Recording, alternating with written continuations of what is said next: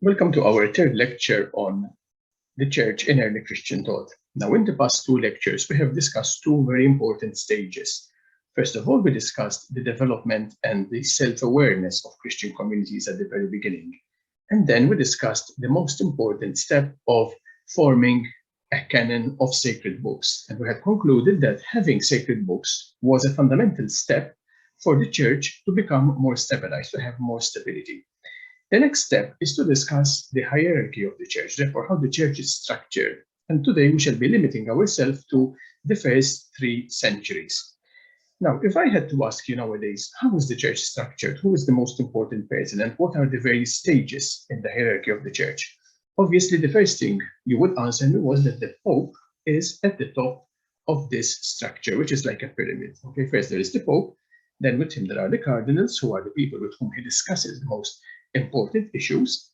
Then there are the bishops, first of all the metropolitan bishops, and then the bishops of suffragan dioceses, we call them. Think of, for example, Gozo as being a suffragan diocese of Malta. Therefore, somehow it depends on Malta, it's subordinate to Malta. Therefore, the Bishop of Malta is an archbishop, a metropolitan, and the Bishop of Gozo is the Gozo of a suffragan diocese. Obviously, I'm not being classist or racist, I'm just explaining a structure. So we have the Pope with the cardinals, then we have metropolitan bishops and bishops of suffragan dioceses, then we have the priests, the deacons, and then somewhere underneath we have the laity. That is how we understand the church to be nowadays when it comes to structure, okay, like a pyramid. As we said, we start with one person and it's always growing. The number of people in the lower levels is always greater than the one above. This structure has been now in function for many centuries, but things were not like that at the beginning. At the beginning, the structure was somewhat different. Now, from what we read in the Acts of the Apostles and in the New Testament letters, we understand that, as we said in our first lecture, each Christian community, none of which was made up of hundreds of members, they were only small communities, maybe of a few dozens of people, each community had its own leader. Okay, now the book of the Acts of the Apostles in chapter 15 gives us the impression that at times these leaders used to meet as a college of presbyters in order to discuss important decisions. And decisions were taken in a collegial manner. Therefore, everyone was involved, having the same role, let's say the same importance in the discussion, and decisions were made collegially. Therefore, a group of people deciding on several issues. It was not the case that someone was leading the others. Everyone was equal, and decisions were made like that. After decisions were made, then each leader would have the responsibility to implement in his community what had been decided. So that is the idea that we get from the Acts of the Apostles. The church, in its original state, you can say in the first years, was made up of a group of leaders, each of which has his own community, and they met to discuss and to make decisions. Further proof about this structure is found in the 2 earliest datable texts outside the New Testament. Okay, these are 2 texts coming from the 1st century, and we have roughly an idea when they were written. The first one is the Didache. Maybe you have heard about it in other courses, but we will be hearing about it when we do Foundations of Theology course.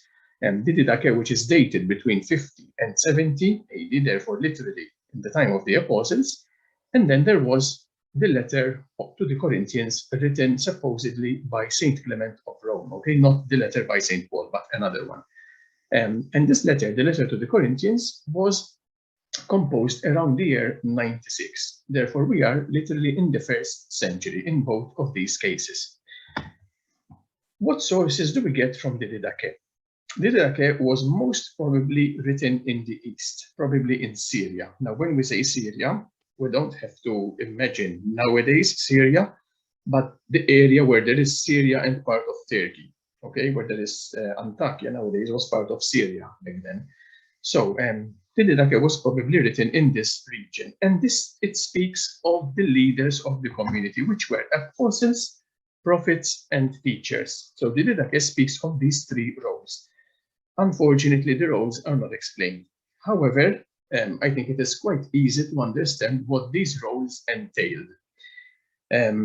The prophets were most probably the elders of the community. We have to keep in mind that in Jewish religion, the elders were always treated with a particular respect, not simply for their age, but also because being of such a venerable age, obviously it entailed that a person had more experience than others. Therefore, from experience, wisdom used to be derived, and therefore elders were always the people to whom others used to go for maybe for some counsel or something. Therefore, the prophets most probably refer to the role of the elders as we should understand it in Jewish religion. The teachers were most probably what nowadays we would call the catechists, okay? The people who were in charge of teaching catechumens in their preparation for baptism, and eventually teaching also the neophytes, the people who would just have been baptized, in their post-baptismal formation. Therefore, probably teachers would be catechists. Thirdly, we have the apostles. Now, the apostles, obviously, the first thing that comes to mind are the 12 people who were chosen by Christ. But when we speak of apostles in the Didache, we are not speaking to those 12. Okay, we are speaking to others who had the same role. Now, what did the apostles do? Jesus chose the 12 apostles, first of all, to be taught by him, and eventually to send them forth in order to evangelize. Okay, in fact, the term apostle comes from the Greek apostellein. Apostellein is a verb which means to send forth, to send someone on a mission. Therefore, we would understand that the apostles mentioned in this community would be people who were chosen to be missionaries, okay, missionaries, and to spread the good news in the neighborhood. Okay, let's imagine a small community in a small town or in a small village. Once this community would be somewhat stabilized and also starting having new members, etc., people would be sent to other neighboring villages or towns in order to evangelize and thus increase the number of Christians. Therefore, from what we understand, the apostles would have been people like this, people who were sent from a community to other places in order to baptize new people. The most important thing that we have to remember is that the Didache gives us the impression that all these three prophets, apostles, and teachers were ordained ministries. Okay, therefore, all these people were priests. They were ordained priests. They would have gone through the ceremony of the laying on of the hands, to be more precise. However, an interesting detail is that these were chosen by the community. Therefore, it is not leaders who choose other leaders, it is the community who chooses its own leaders. And then these used to be ordained. Now, this is the information that we get from the Didache. However, there is another small detail which, let's say, opens other possibilities. In chapter 15 of the Didache, the author tells the community to choose bishops and deacons. Okay, therefore, these bishops and deacons, according to the author, had to be chosen in order to lead the community in the same way as the teachers and the prophets. Therefore, what does this mean? This means that at this early stage, remember, we are about the year 70. Okay, many of the apostles are literally still alive. Okay, so we are in the first generation of Christianity. At this early stage, there were changes brewing in the hierarchy. Okay, therefore, this idea of the collegial leadership, therefore, a group of people, in this case, apostles, prophets, and teachers, leading a community together, were in some way starting to be phased out in order to give new importance to these new roles, okay, the bishops and the deacons. Now, an interesting thing is that when the author speaks about choosing bishops and deacons to lead them as teachers and as prophets, we see that the role of the apostles this time is not mentioned. Therefore, what do we understand? We understand that most probably the bishops and the deacons had to be resident leaders, therefore leaders who live within the community. And they would be replacing the teachers and the prophets. The apostles, the people who were sent forth to evangelize other towns, it seems that that role was initially kept. Okay, therefore, from the Didache, we understand that there was this transition. First, there was the community led by apostles, prophets, and teachers, and at some point, the author suggests replacing the prophets and the teachers with bishops and with the deacons. Now, when we say bishops and deacons, it is not altogether clear what role we have to keep in mind, okay? Certainly, it was not the idea of a bishop as we understand it today, okay? But the change in terminology implies that there was some kind of change going on, okay? That's the only thing that we have to understand from this part. If we move on to the other text, which, as we said, is the letter to the Corinthians that was written in Rome at the end of the 1st century, a curious feature immediately comes in front of us. Okay, now, this letter gives a lot of information, we can say, of the type of leadership that there was in Rome. Now, we have to keep in mind that even at this early stage, Rome was already considered a very important city. Not in the sense that in Rome there was the person who was the leader of the whole Christian community worldwide. That is still very early to speak about that kind of role, the role of a pope as we understand nowadays. Rome was deemed to be very important because in it, Peter and Paul, the two most important apostles, had been martyred, and it was the city who had their relics. That was why Rome was at this stage very important. So this letter gives us an idea of the leadership present in Rome at the end of this century, or the end of the 1st century. The letter is written in the plural. Okay, therefore it is not one person who is writing the letter. Now we have to keep in mind that in classical society, therefore in the times of the Greeks and the Romans, people did not use the royal plural. Okay, nowadays, if the Queen of England writes a letter, she writes we. Okay, she speaks in the royal plural. But back then, this was not the case. So if something is written in the plural, it is literally written on behalf of a group of people. So this is the first indication. Okay, the first indication that the leadership of the community was something that was collegial. It was not monarchic. It was not by one person. In the letter, which is very long, there is no mention whatsoever of bishops or deacons, but the only role that is mentioned is that of presbyters, therefore of priests. Now remember what we have said when we spoke about the Didache. The apostles, the prophets, and the teachers were ordained ministers, therefore they were priests. So what do we have here? Here in Rome, we have a group of priests which were leading. Okay, so this group of priests most probably included also these three robes that are mentioned in the Didache. Some priests that were teachers, some priests that were elders, therefore the people or other priests used to go to them for counsel, and other priests that were chosen literally to go and evangelize neighboring towns.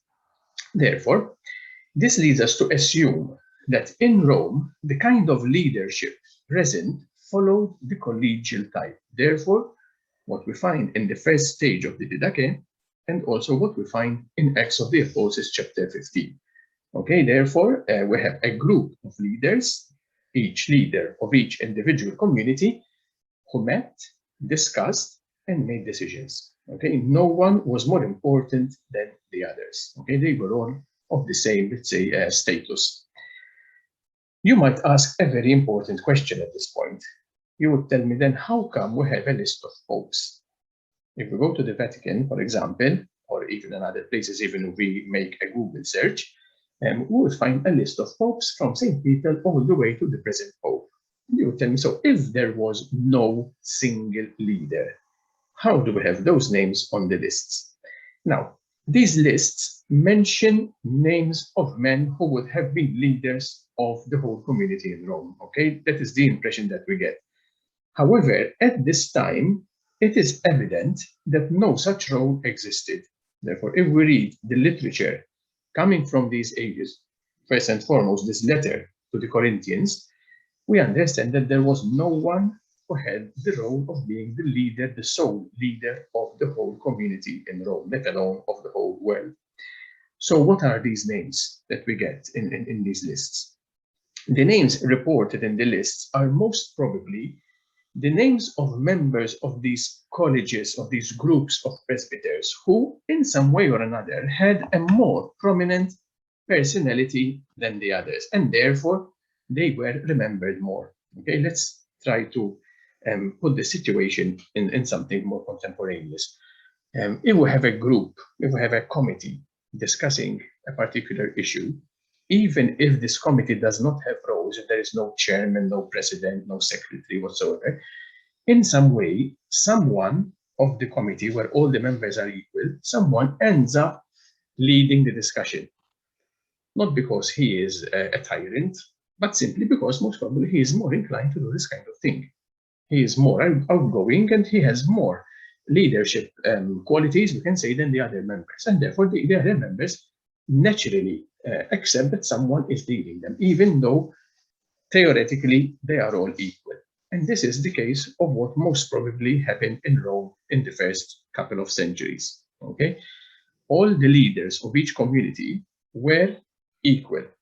But when these met, someone would, let's say, be a bit more forward than others. Okay, someone would be a bit more outgoing, he would lead the discussion, and eventually he would be remembered more than the others. And probably those are the names which are found in these lists of popes. Names of people who were equal to others, but who were more remembered because of their outgoing personality. Now, so at the end of the first century, this is the situation that we have practically everywhere. Colleges of presbyters, sometimes identified through different roles like apostles, prophets, and teachers, but who were leading Christian communities together. However, soon changes started happening in the East. Okay, changes that brought with them several difficulties. And we can come to this conclusion from some other textual information that we get coming from the early 2nd century. And our most important source now is St. Ignatius of Antioch. Now, for those of you who don't know, St. Ignatius of Antioch was obviously the bishop of Antioch, which was found in Asia Minor, modern-day Turkey, but back then, as we said, it was in border with Syria. And around the year 120, therefore, we are literally at the beginning of the 2nd century, Ignatius was taken to Rome and martyred for being a Christian. Now, during his voyage from Antioch all the way to Rome, he stopped in Smyrna, modern-day Izmir in Turkey, and then Philadelphia. And there he met the communities living in those two cities. Okay, rather than meeting the communities, I mean, he was imprisoned on a ship, and the leaders of those two communities, of Smyrna and of Philadelphia, went to visit him on the ship. Now, while he was staying there, while the ship was berthed in these two cities, eventually leaders of neighboring communities went to visit him as well. And we know that the leaders of Ephesus, of Magnesia, and of Tralles also went to visit Ignatius while he was stopped, while his ship was waiting first in Smyrna and eventually in Philadelphia. Therefore, Ignatius, from his imprisonment on this ship, met these 5 leaders of communities. Okay, Smyrna, Philadelphia, Ephesus, Magnesia, and Tralles. Before reaching Rome, therefore, while he was still during the voyage, he wrote letters to these communities. And in each one, he encouraged the deacons to obey the presbyters, and he encouraged the presbyters to obey their bishops. The last letter that he wrote was to the Romans.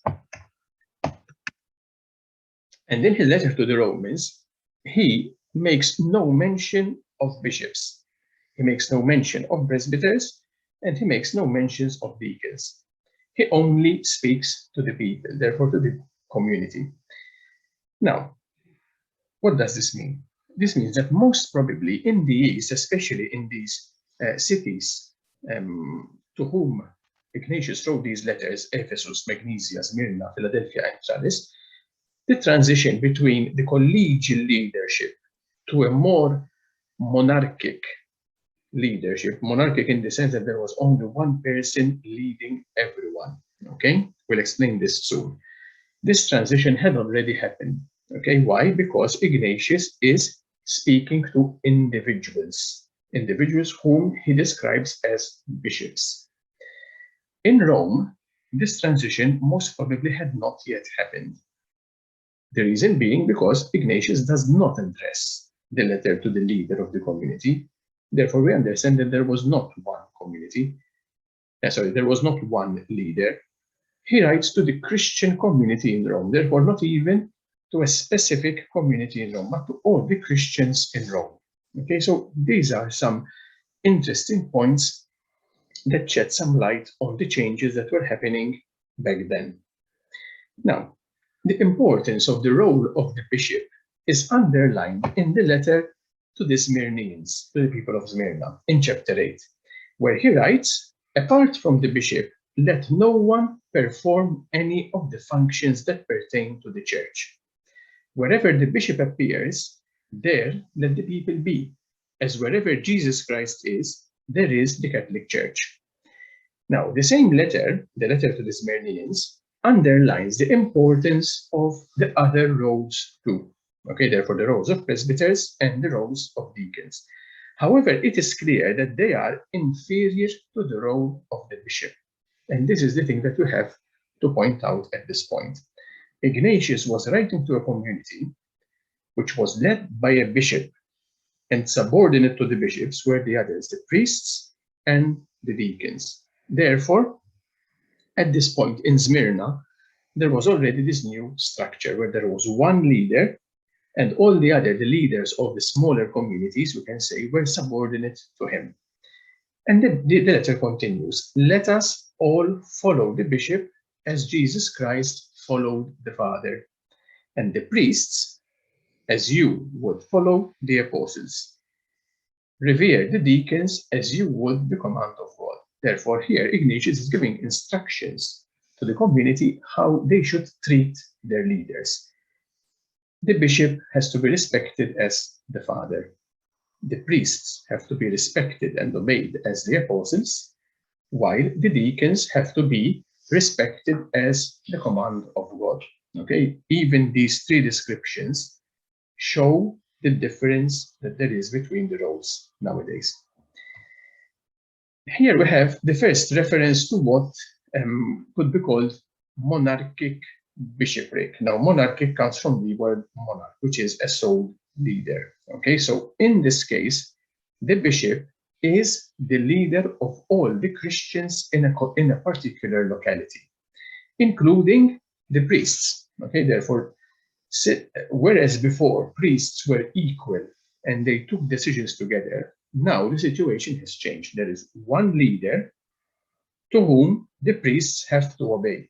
Okay, so the priests are no longer in a situation of authority. They are no longer the ones taking the decision. The decisions now are taken by the bishop.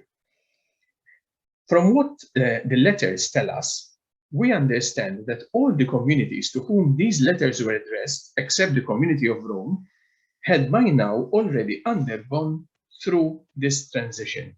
Okay, therefore, they had moved from having a college of presbyters as leaders to a new style of leadership wherein each city had one bishop leading everyone, and priests then obeying the bishop and leading their own small communities. The insistence that Ignatius puts here, and in other letters, in this letter to the Smyrnians, as well as to other letters, the insistence he puts on the duty, and he speaks of it as a duty, okay, of the duty of presbyters to obey their bishops, hints that there was a very probable possibility that not everyone was happy with this new hierarchical structure. Obviously, we understand that the priests were not that happy, okay, because at one point they were the ones taking decisions, and suddenly there was someone who was put above them and they had to obey to him. Therefore, we understand that some people were still not that happy with these changes, and therefore Ignatius insists, especially to priests, to obey their bishops. Now, let us see in some detail what Ignatius says about these three different roles: the bishops, the priests or presbyters, and the deacons. The bishops. Ignatius uses the word episkopos, which means guardian or overseer. Okay, episkopos got the meaning that it has nowadays as the leader of a Christian community some centuries later. So let's see very quickly the development of the meaning of this word. So originally, episkopos referred to a shepherd, okay, a shepherd who had to guard or to oversee the flock. Eventually, the word episkopos came to mean a role of responsibility in civil society. Therefore, episkopos was, we can say, a civil role. Till some centuries later, it ended up referring to those who were in charge of Christian communities. Okay, so that's a small summary of the changes in meaning of this word. In his letters, Ignatius speaks of the visible bishop and the invisible bishop, and he draws a parallelism between the two. Now, the visible bishop is the man who in the community represents the invisible bishop. Therefore, the visible bishop is the one that the people saw. And whom did he represent? According to Ignatius, he represented God the Father. Okay, so the bishop in this case does not represent Christ. He represents God. Therefore, according to Ignatius, whenever a member of the community tricks his bishop, in reality, he is trying to trick God. But God knows everything, and therefore he is immediately recognized to be a hypocrite. Now, hypocrisy in this regard has no place in the Christian community. Therefore, Ignatius insists that submitting to the bishop means submitting to God who guards the church. Now we start understanding a bit better the importance of this role, as explained by Ignatius. If someone is not in community with the bishop, it is as if he is breaking community with God. Okay, and why is the bishop so important? Because, as we said, the bishop represents the one who is the true guardian of the church, who is obviously God the Father. Therefore, even if the bishop is absent, if he is arrested, if he goes on a voyage, if he dies, and no one is elected immediately, when he is missing, it is God who is leading the church. God who is leading the church through his Christ, okay, through his Son. Now, what does this mean? This means that bishops had to be respected as one would respect God.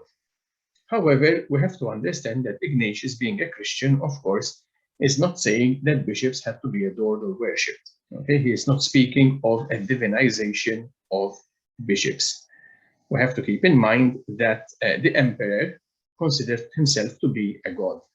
And obviously, Ignatius makes it very clear that with bishops, it's not the case. Christians adore only one God. And therefore, no one has to assume divinity on himself. However, the bishop had to be honored, he had to be respected on behalf of the one whom he is representing. Therefore, you have to obey, respect, honor, etc. your bishop, because the bishop represents God. But you don't have, obviously, to worship him. Another very important aspect underlined by Ignatius is that the bishop is the guarantor of unity within the community. Okay?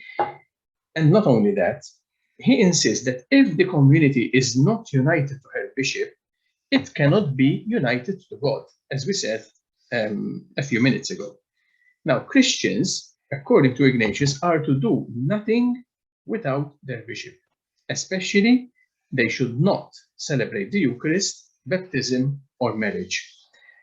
We have to keep in mind that back then, Christian communities were very small. So it was quite possible for the bishop to perform all these sacraments himself. Okay, for example, baptism and the Eucharist were generally celebrated during the Easter Vigil, when all the communities used to group together in a big place, and they would have one liturgy all together led by the bishop. In the case of marriages, obviously, the bishop would be able to go from one town to another in his diocese, in his locality, and he could celebrate these sacraments there as well. Now, as a leader of the community and as a guarantor of unity, the bishop also had the duty to instruct his flock in the true faith. So the role of the teacher is somehow involved even in the role of the bishop.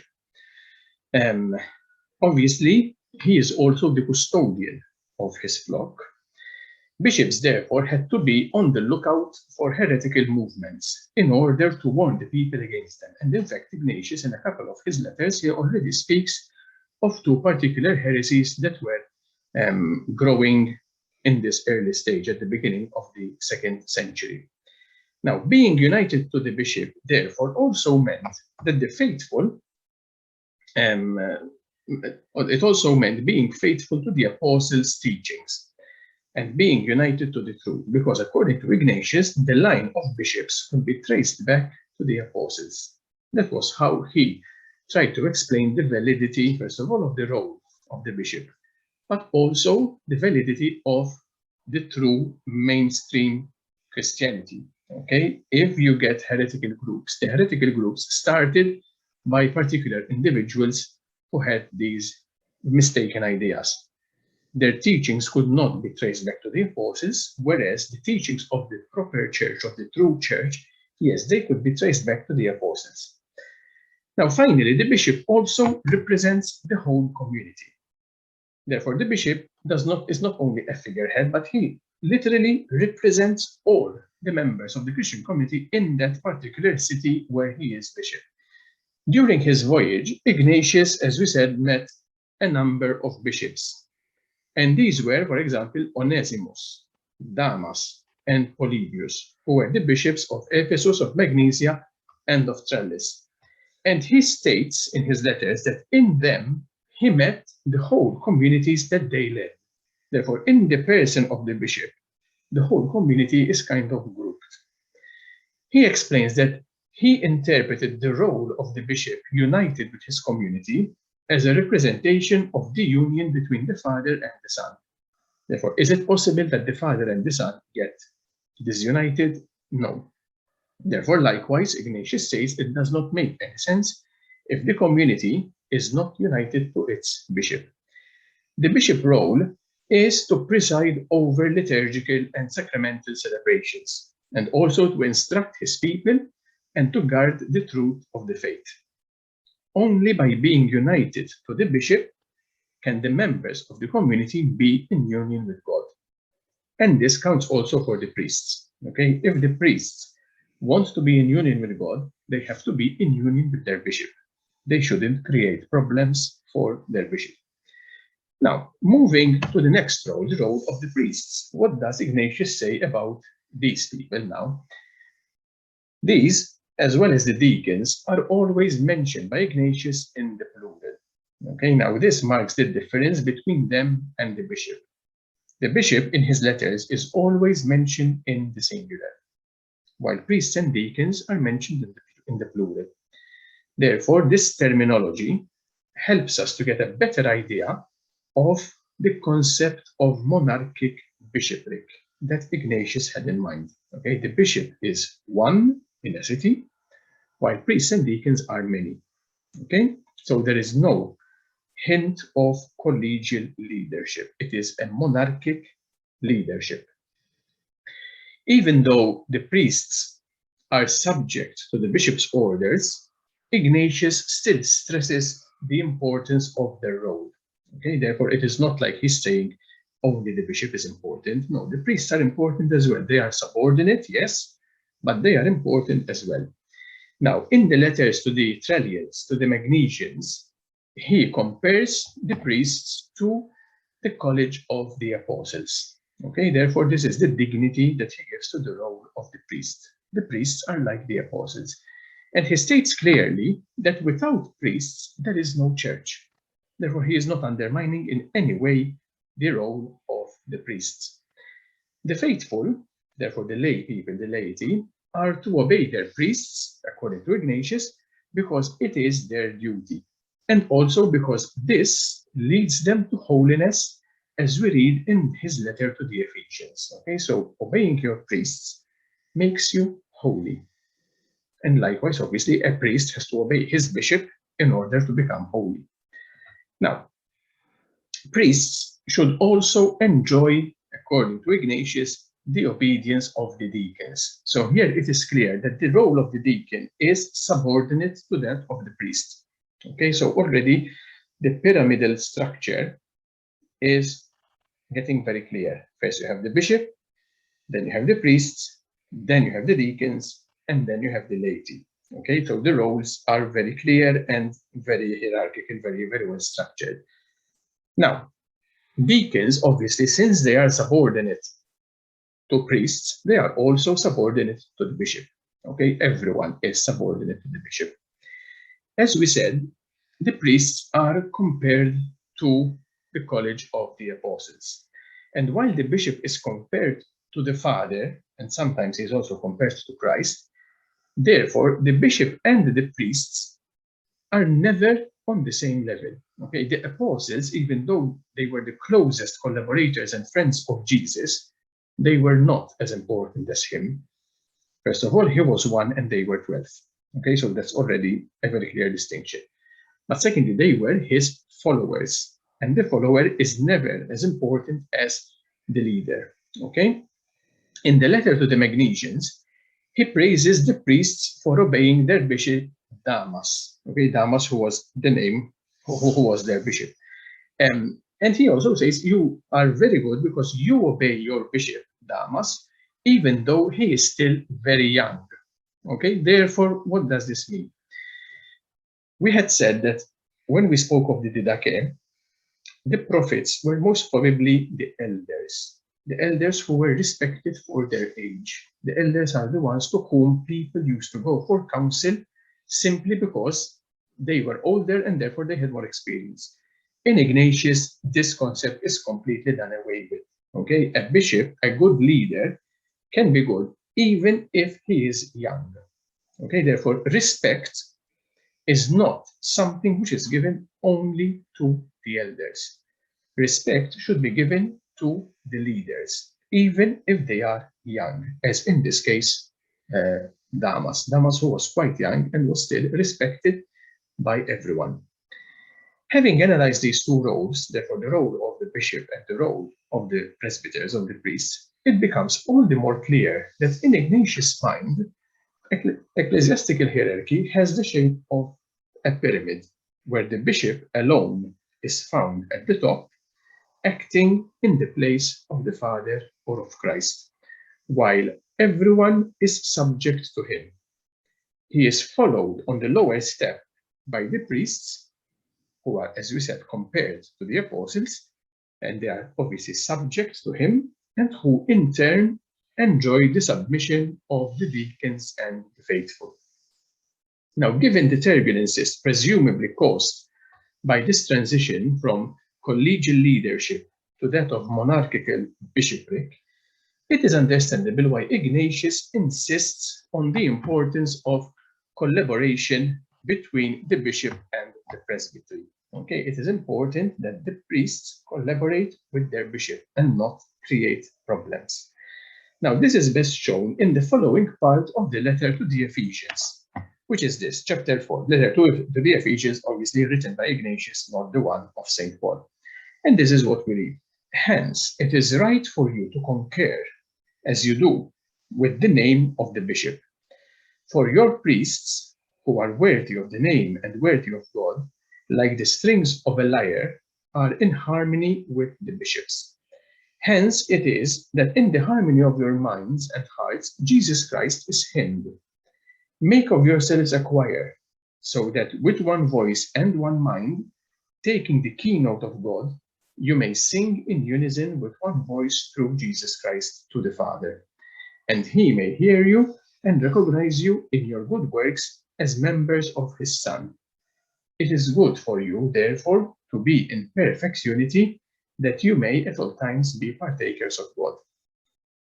So how is he trying to explain the unity that there should be between the bishop and the priests? He compares the bishop to a lyre, to a harp. Okay, imagine a harp is made up of a wooden part and strings. The bishop is the wooden part. The strings are the priests. In order for the strings to make a good note, a good sound, they have to be well tied to that piece of wood, okay, to the harp. Because if they are not well tied to it, the sound would not be good, okay, it would be out of tune. So in order for the Christian community to create a good, let's say, music, the harp has to be complete.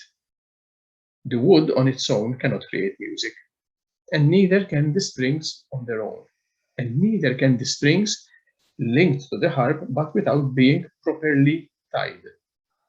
Therefore, if the instrument is as it should be, the music would be wonderful. Consequently, if the priests are united to their bishops as they should be, then the church would work very well. Okay, the work of the church would be like a hymn to Christ, okay, or a hymn to the Father through Christ. In Ignatius' view, therefore, everyone has his place in the community, and these roles have to be kept in order to sustain order. If someone tries to go beyond his responsibilities, he is bound to create problems. Okay, that is the thing that Ignatius is harping upon. He had said earlier that certain liturgies, especially those celebrating sacraments, had to be celebrated by the bishop and by no one else. Now, here he explains that priests had the possibility of celebrating these sacraments, but only as the bishop's delegates. Therefore, the priests are, in short, the bishop's counselors and his closest collaborators in the governance of the community. But it must be made clear that they are his subordinates and not his equals. Okay, so Ignatius here is very insistent.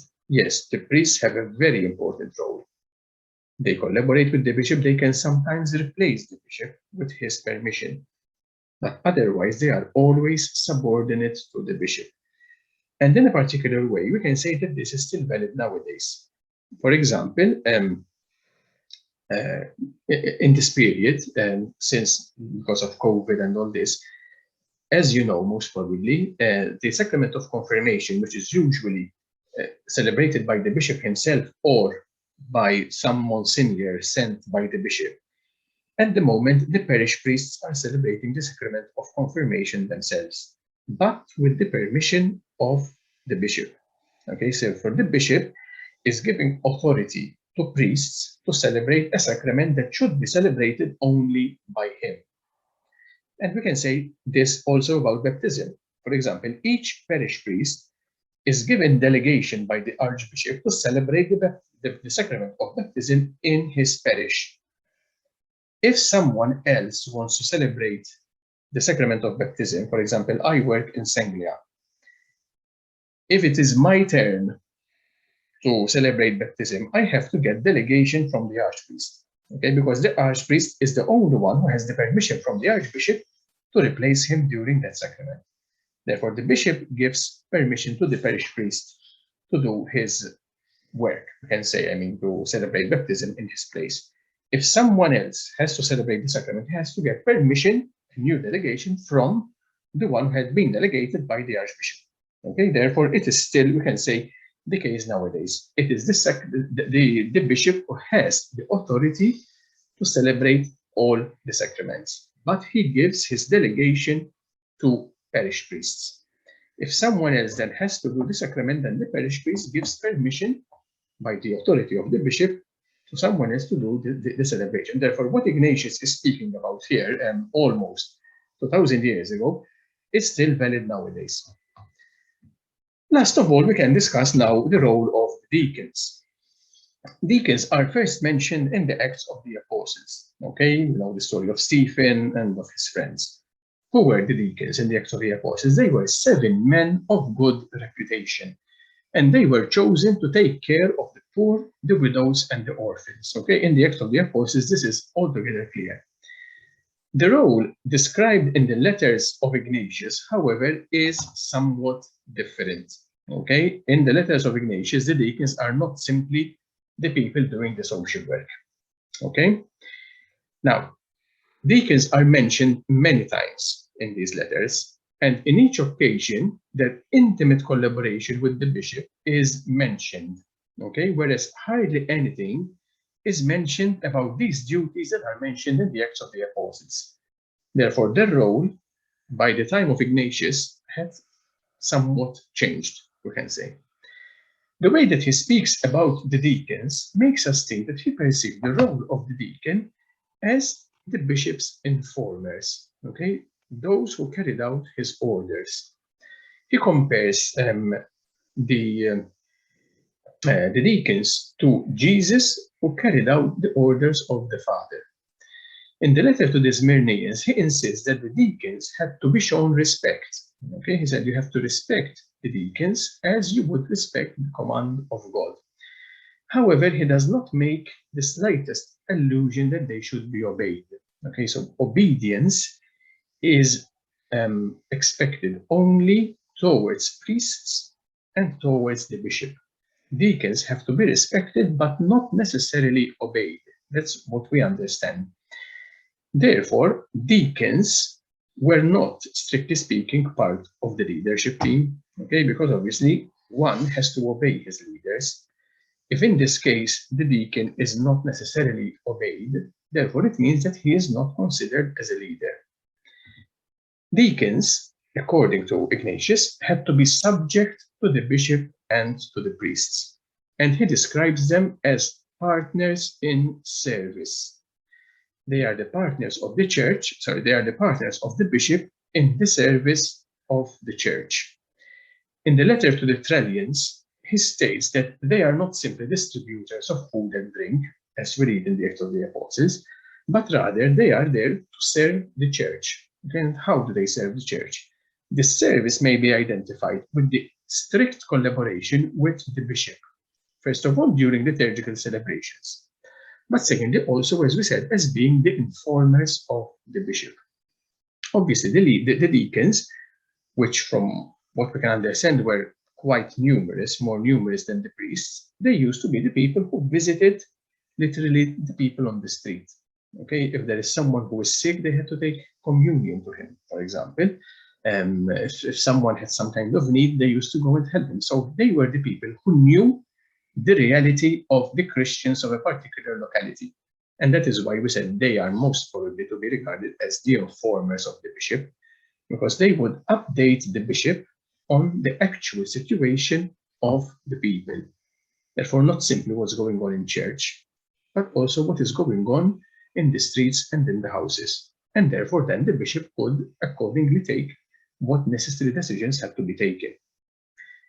But apart from that, we said that they are also collaborators of the bishop in liturgical celebrations. Therefore, at this point, at the beginning of the 2nd century, the liturgical role of the bishop, the liturgical role of the deacon started to be somewhat clarified. Okay, and even nowadays, we know that there are some particular duties during the liturgy that are the prerogative of the deacons, especially when it comes to serving the bishop. Try to know this. I mean, nowadays we have Mass by the bishop celebrated every Sunday on television. When it is a particular occasion, if it is, I don't know, a consecration of a church or a particular important feast for the diocese, take note, there is always a deacon with the bishop, okay? Because even nowadays, that is the role of the deacon. Apart from doing some kind of service in community, the deacon is the one who has to literally help out the bishop during the sacraments. Now let's move from the east to the west. When we speak of the west, we speak mainly of Rome, because it is about Rome that we have most information. Till the beginning of the 3rd century, therefore towards the year 200, the west still had a collegial hierarchy. Okay, therefore the community was still led by a group of priests. Things changed abruptly, mainly during the rule of Pope Victor, who was the leader of the community between 189 and 199. And it is from the time of Pope Victor that we have the first hint of monarchic bishopric rule in the West. Okay, so Victor is the first one in whom we see this kind of rule. Okay, he presents himself as being the only leader of the community in the West. Okay, especially as we said in Rome. Now, by the beginning of the 3rd century, the Bishop of Rome came to be the personification, we can say. He came to represent all the Christians in the West. Therefore, not only the Christians of the city of Rome, but all the Christians of the western side of the empire. And this was in parallelism, we can say, to the role of the emperor. The emperor represented all the citizens in the empire, while the Bishop of Rome, by the beginning of the 3rd century, came to represent all the Christians in the empire in the West. Some scholars believe that this came by more because of the political structure of the West rather than because of some Christian or ecclesial ideology. Okay, so it is not altogether clear how this came by. Okay, as we said, most probably it was due to the politics of the region.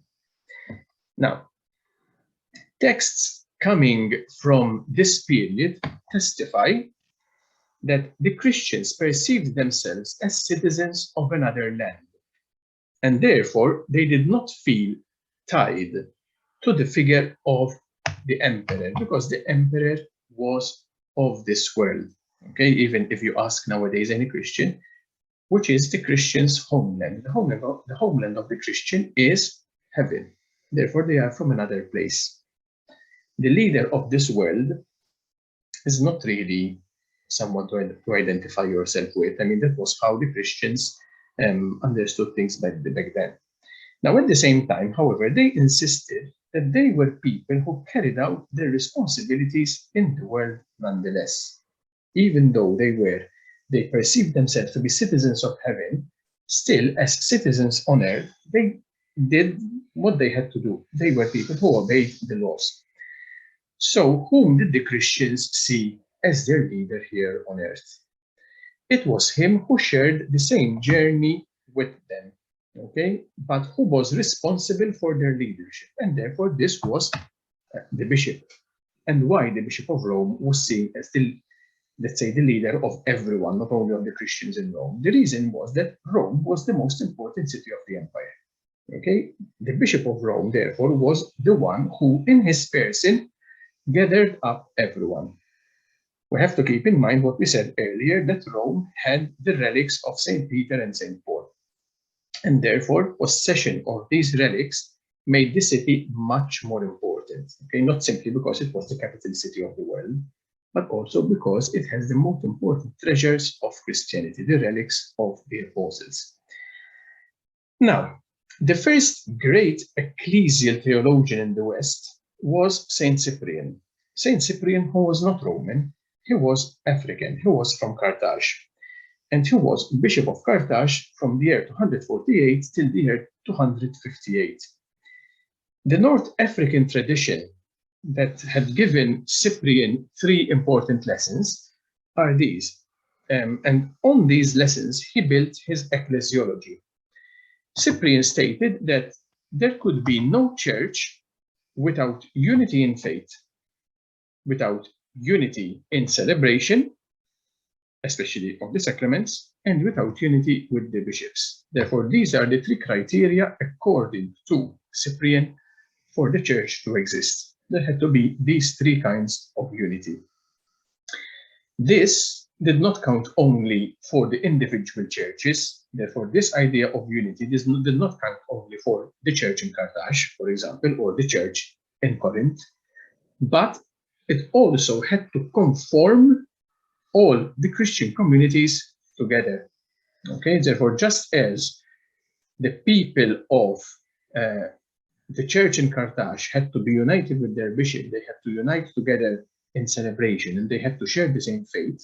Likewise, the different communities, the community in Corinth, in Carthage, in Thessaloniki, anywhere, they had to have these 3 criteria as well. They had to be united in faith together. They had to celebrate the same celebrations. And also, they had to be united under one leader. Therefore, who had to be this leader? This leader obviously had to be the one who oversaw everything. And according to Cyprian, that person is the Bishop of Rome. Okay, therefore, the unity in the church as one big family, started to emerge more strongly in the West than in the East. Why? Because in the East, we can say that even till nowadays, each community is somewhat autonomous. Okay, I mean, there is no particular person overseeing everything as we have in the West. In the West, we have the Pope, who is the leader of the whole Christian community. In the East, we don't have that kind of thing. Okay, each community or each diocese is somewhat autonomous. Okay, the leader of the community is, let's say, the one who represents the people in his community. There is no one above him who represents everyone. Now, Christians who left their local community were certain that they would be welcome in another one, simply because they shared the same faith and they shared the allegiance to the same leader, to the Bishop of Rome. Therefore, this is what made Western Christianity quite suddenly more advanced than Eastern Christianity. Okay, when it comes to church order, the West is much more advanced. And as we said, it all happened very suddenly at the end of the 2nd century. Now, we can say that Cyprian was also the first theologian who put forward the agenda of the superiority of the See of Rome. The fact that he was African and the fact that he never visited Rome highlights that this was not a personal agenda. For example, as we said, Pope Victor, who was Roman, was the first one who kind of started perceiving himself and giving the impression that he was the leader of everyone.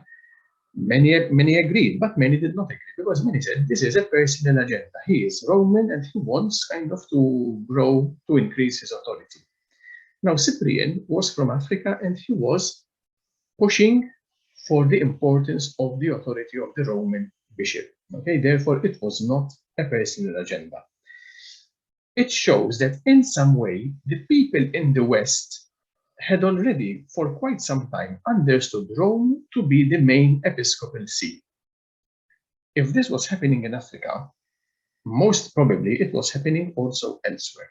So for some reason, people started seeing Rome as literally the heart of all Christianity.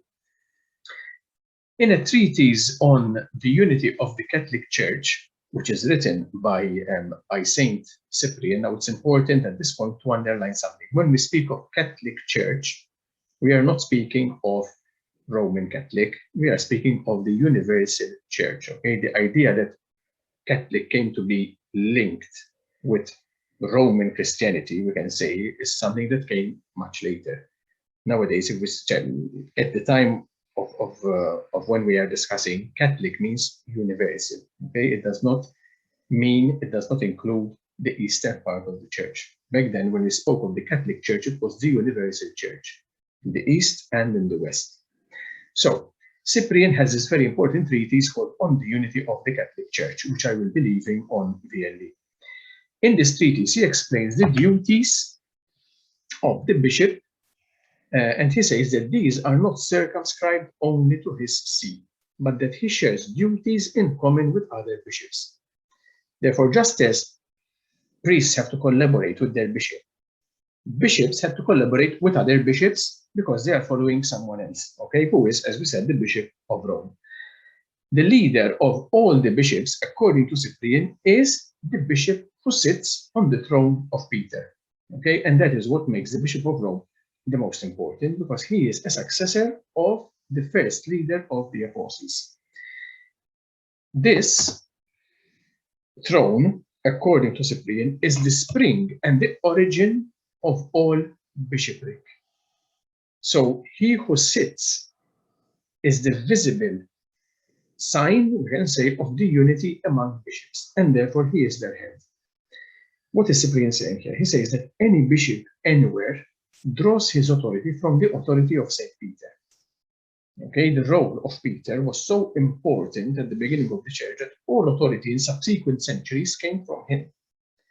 Therefore, even nowadays, the one who sits on the throne of Peter still is the one who gives this authority. It is through him that this authority is passed from Peter to new bishops. And therefore, since he is, let's say, this medium of authority, then he is the head of all the bishops. That is how Cyprian explains this situation. Rome had already been exalted by Ignatius of Antioch and by Irenaeus of Lyon during the 2nd century as the see enjoying a certain superiority. And they specify because it was founded by Peter and because it possessed the relics of Peter and Paul. However, Ignatius and Irenaeus do not allude to any disciplinary or authoritative precedence. Okay, so they do not say at the beginning of the 2nd century that Rome had precedence over other sees. Okay, they only say that Rome was the most important city because it has the relics of the apostles. And they do not say that the leader of the city of Rome and of the Christian community in Rome is the leader of all Christians. They do not say that. This clear terminology, therefore, that the Bishop of Rome is the head of all other bishops, comes with Cyprian and in the middle of the 3rd century, towards the year 250, as we said. Now, regarding the prominence of the Church of Rome, and therefore of her bishop in relation to other bishops, Cyprian states that the Church, being Catholic, therefore being universal, has her nodal points in the Church of Rome. Why? Because Rome is the guarantor of her unity. Okay, so Cyprian, in his Ecclesiology, literally sees Rome as the point where everything converges. Okay, therefore, the focal point of Christianity is Rome. And since it is the focal point, it is also the guarantee of the unity of the Church everywhere. In his letters, Cyprian insists that the Church is one.